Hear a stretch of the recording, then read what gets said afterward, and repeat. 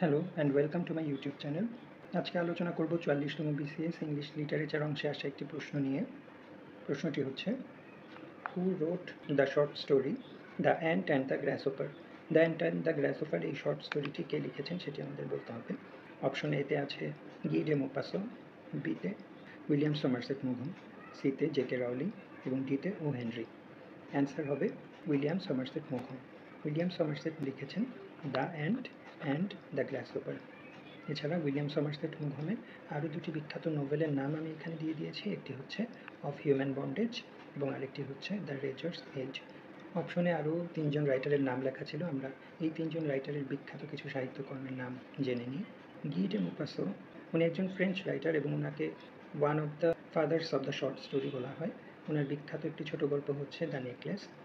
জে.কে রাউলিংকে তো আমরা সবাই চিনি, উনি বিখ্যাত হ্যারি পটার সিরিজের লেখক। এছাড়া ও হেনরির বিখ্যাত একটি গল্প, এটিও অনেক বিখ্যাত, দ্য গিফট অফ দ্য ম্যাজাই।